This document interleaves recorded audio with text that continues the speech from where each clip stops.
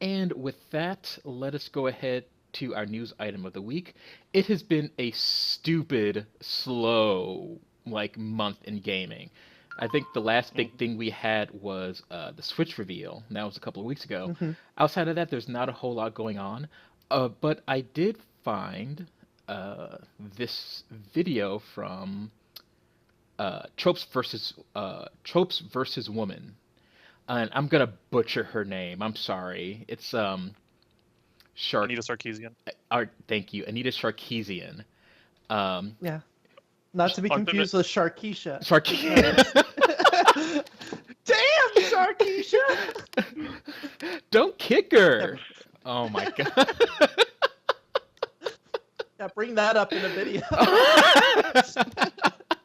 That's relevant. Oh my god. All right. yeah. So This is from the Feminist Frequency channel on their series Tropes versus Women in Video Games. correct. To Correct. clarify. Yes. Hmm. And she had a lot of interesting talking points that I wanted to get into because it's somewhat relevant to my interest. She tackles she delves into the tragic impact of perpetuating stereotypes of blacks and other minority characters. Um, and a list of games that she talks about is Far Cry 3, Resident Evil 5, Diablo 3. Some of the games were Watch Dogs 2 and Mafia 3. I'm not going to go into the entire thing that she's talking about because it's at least a 15-minute video. Um, if you're not listening to us live, pause it, go watch the video, and come back. Excellent. If you're watching us live, wait until we're done and then go back and kind of watch it because the technology just isn't there yet.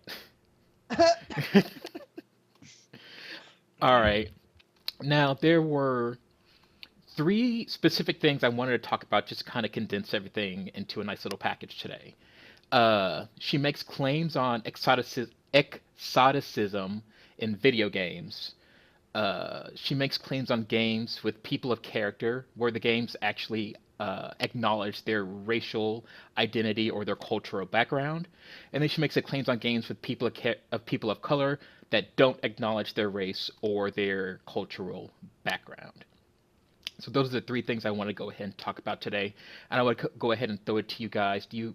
What did you think of her video and of her opinions? Like usual for me with Anita Sarkeesian, I I've watched at least a handful of the Feminist Frequency videos, especially the Tropes versus Women in Video Games series, and uh, while I'm a lot less apt to scoff and ignore Anita Sarkeesian, as a lot of folks on the internet are. Mm-hmm. And I am a feminist. I feel pretty strongly about the plight of women in our society and other societies, and I do readily acknowledge that uh, tropes in media often reinforce really negative things. Because people might argue, what does it matter? It's just a game, just a movie, just a comic, whatever. But it is part of our culture, and Mm-hmm. the cultural viewpoint does matter, as well as representation is important. Mm-hmm. In general, though I'm usually so that said, I'm usually on board with the gist of what Mm-hmm. she's talking about, but often feel that she does get a bit overzealous and Yes. kind of go overboard, at least a little bit most of the time. So, and I feel like that is the case once again here. There are a lot of good points. I, in general, am on board with the main crux of the video, but Mm-hmm. she goes overboard, and she also kind of meanders off what I think is the real Yes. point Yes. for like a good 6 or 7 minutes straight, and then comes back to it. You So, the middle. I could well just get this out of the way. The middle portion is kind of set up, but that setup should have been done in the beginning of the video, yeah, where she's talking about kind of the background of exoticism and how that came about, how the certain tropes of African American women being kind of, or peop, African American and sometimes Latina women in general, how they're or made to be over sexualized and things like that. yeah, That part viewed was as being inherently strongly sexual and correct. invalidating the treatment of them. Right. I think that could have been cut down and moved to the beginning because it does kind of strengthen why this is happening. But I agree, she did kind of meander, and I was Yeah. like, come on, get to the point. I get it. Go on. Yeah. There was something. Where are my notes? Crap. Nope. That's not my notes. All right. So I want to talk first about, because I have a lot, because like I said, I'm somewhat vested in this. Her point about Citra in Far Cry 3. She makes a point that she's just over sexualized. She's got a skimpy bra, skimpy loincloth. And I didn't realize this, but in one of the bad endings, spoilers for Far Cry 3 if you haven't played through it. You This have is your the, warning to pause or mute. yeah, you have the option to kill your friends for her because you're in love with her or whatever reason. So after doing that, you two like have sex on this altar, Yep. and then she kills you, and it's like our baby will now rule the land. Ha ha ha ha ha. And it's like, where did that come from? And I'm like, okay, that's a problem. I agree. That is Very confident in her fertility. It's right. like, Yeah. not That even was the gonna comment test she that. Right. Exactly. One and done. I'm gonna stab him. Yeah. I believe it. So the fact But that her overall outfit and the kind of sexual tension between the two characters for no reason, okay, I'm behind it. That is a little awkward, and it doesn't necessarily propel the story forward. Got it. Um, my issue with her argument about this is that the problem isn't that she's a person of color being over sexualized. The problem is she is a woman being over sexualized. That layer of person of color is not needed because that's not the argument. Like once you make her not objectified, anything below that is immediately, rectified. So there is a bit of the. I'm just gonna. It's not my term, but the generally accepted term for the trope is the magical Negro, yes, and she does kind of fit that.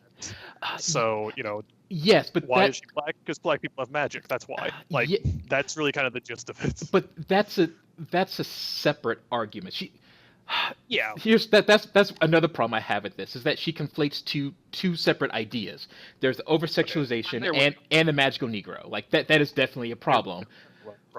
Right. And they're both handled in different ways. And I think she's trying to do this as a catch-all, and that just muddies her overall topic or her overall argument, I guess I should say. Um, and she could this is a common thread throughout her entire video. When she talks about Shiva, okay, her alternate costume. All right, I agree. That's a bit ridiculous. Straight up dumb fan service. I get it, and then I thought it's racist on top of it. Like it had to be leopard print with little like teeth and tribal paint tattooed on. Couldn't just be a bikini, which would be blatant fan service enough. I have a different opinion on that. On her, so the outfit is overall sexual. Her boobs are everywhere. Okay, fine, yeah, that's bad. Got it. I don't think it's necessarily racist. I think the outfit is tone deaf. Like, Yeah. it's What's the important distinction there? say what? What's the important distinction there? So if you look up African tribes, for example, and do a Google image search, you will find tribes that have similar garb, and you can kind of tell what they were going for, but they missed the mark.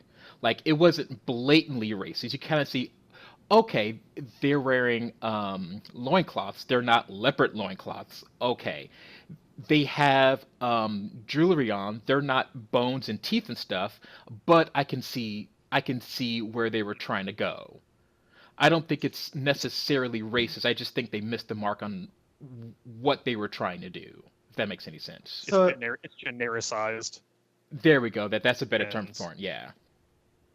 It's also So a if case it was- of where there's so if it was more accurate, it would be racist. No, but that's the point I'm going to get to later on. If it were more, But if it were more accurate, I wouldn't have a problem with it. But I think I that, agree. but I think that it's in that weird, uncanny valley where it's not quite racist and it's not quite accurate. So it's just you're just kind of like, I guess, If I can add in on that, because I think I can tag in here and kind of maybe bring it home a bit. right? For me, it's sort of 2 points. First, the lesser of the two. It's like Mo was saying. It's a kind of generic, kind of just vague African stuff. Like, first of all, Yeah. Africa's a continent with a whole shit ton of cultures on it, not one. And just to say it's African is really not anything. Right. That's a continent. So you just sort of stop trying halfway through, and it's really obvious. But again, that's the lesser of the 2 points. The major one for me was more if there were more good examples of black characters and black female characters and such, you could throw in this like, and we're just gonna be a little bit, tropey right now, and it's okay, and it would be okay. Like, people are up in Mhm. arms. She threw in Capcom. I forget the character's name, but there was the Is it? the black kind of tribal character in Oh, what is her or not name? Capcom, but the Marvel versus Capcom. I think it was. No, Yeah, I it forget was her name. Street Fighter 4 and Street Fighter But Alpha Street 3. Fighter, right? Yeah. Knows how much I know. Yeah, Street Fighter, the Street Fighter character who's black and has the rings around her neck and stuff like that. First of all, every character in Street Fighter is a racist stereotype. That's Yes. the point. But the reason people notice her and don't go, "What's up with Zangief? That's such a horrible, racist representation." Or of what's Russian up with guys." T-Hawk? Yeah, like, it's because we have other examples of white dudes. Like, that's not like half the examples of that kind of character we see Right. are a trope. We get more non-trope versions of the character, so it makes the trope more acceptable. Mm-hmm. And that's my main thing. Like I don't think that Street Fighter should stop being a bunch of racist tropes. That's the point. If it's not your thing, then frankly, you probably shouldn't play fighting games in general. Yeah, you'll have Yeah. a problem. Like, Mortal but- Kombat, then have some racial Yeah. stereotypes about demons or something. Oh, even Mortal Yeah, Kombat. exactly. Yeah, Like- even Mortal Kombat had not Nightwing, but the other Native American who also had tomahawks and a Right. neon green bird. Like, it's true. Or It's- bicycle kick guy. oh yeah, yeah. I guess Raiden's also probably a stereotype. Well, Yeah. he's more. He's like the old master stereotype down to a T. Yeah. Yeah. But like, to get back, like, mainly my main point is certainly essentially you can earn sort of the right to have a trope and it be okay by Yes, making yes. some non-trope characters the same type. You have to kind of bank up your ability to throw a trope in, and Mhm. then it's acceptable. And I don't think really anybody's done that. No, So, not especially we get the RE5. tropes first. And Yeah. the thing that bothers me is that Resident Evil 5 did a really good job of handling race, given A, where it is, and B, having it be the T virus, and then having it not be analogous to like the AIDS epidemic and everything else that's been going on. They walked a really kind of fine line there that I think for the most part they navigated pretty well. And then they go and throw in this outfit for Shiva, and it's like, well, you fucked up. Good job. And Good job, after, Capcom. like Anita Sarkeesian said, her normal outfit is Exactly, perfectly acceptable. exactly. It's not or anything. She's wearing pants. She's not wearing high heels. Like you put a woman in pants, a shirt with no cleavage, and sensible shoes. Good job. Wait, fucking that's a bikini. You didn't quite earn that. You need a little bit more before you just go straight Right. up bikini. So if there was two more outfits of varying degrees of nudity to get to that point, then it'd be okay. Or Canadians, maybe. if Chris, no, it wasn't Chris. Who was in Resident Evil 5? No, that was Chris. Was it Chris Redfield? Okay, if Chris Yeah, Redfield, because he fucking punches boulders at the end. oh, Who that's else is right. doing that? If Chris Redfield had like some skimpy ass speedos, or if he had an outfit that was equally as over sexualized, then okay, like both. At least be fair. Yes, at least it's fair. At least you can't say they're both in sensible outfits, and he has multiple sensible outfits, but she has like titties hanging out, outfit. Like at that point, you say, well, it's not. It's still not necessarily right, but at least you hit both sides of the spectrum, and at least you attempted that. It would be best if it was a single option to change both outfits or neither. So you have to have them Yes. both Yeah. in leopard print bikinis or neither. Oh, that would be the best. Deal with it. Banana hammock and titties hanging out. Nothing. Like a lot of people get really uncomfortable. What did you just send me? Because this looks hella sexy right now. Wait. That's Chris Redfield's alternate costume in That's Resident Evil 5, Oh, where he has bullet belts and leather straps on him, and he's wearing Gonna need a shot on the way down. He's Oh. wearing Oh, chaps. shit. yeah. I was gonna say. All right, hold on. Yeah. Let me see if I So can. let me see if I can- Do you want to Gotta reprise stop the that? stream. Gotta go play. Wait, hold on. I'm gonna give this 2 minutes, and if this doesn't work, then I'm gonna give up. But I think those are my notes. You don't need to see that. All right, hold on. Yeah, Wesker also has a ridiculous outfit, if I remember correctly, but I'm not going to look it up because I remember it being repulsive. Like in the same. Yeah, go ahead, go take it. There we go. Look, that's really pretty hot. I'll admit. So, Okay, well, I think it's time for me to jump in because for it. I'm going to be the party pooper here. First of all, let's go with the lesser one, objectification. Derek, you played Resident Evil 5 then? No, I did some research on it for this episode because I'm a loser and don't play real people games. Okay, when was the last game you played that had a really sexy girl in it? The last game I played that had a sexy girl in it. Well, I've been playing Witcher 2, Okay. and the town is full of literal whores. So I don't know if that counts, but Do you as treat as those women as objects? I mean, I know it's a video game, so you're pretty much treating everything as an object, but are you objectifying those women? I'm gonna go to Mass Effect 2 because that's a little bit different than like the random prostitutes wandering through town going, "Hey there!" every time I walk past.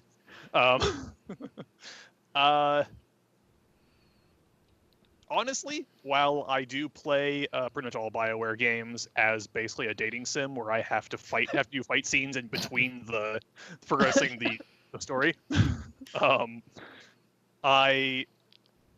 it's at least 50-50 actual story and romance to fan service.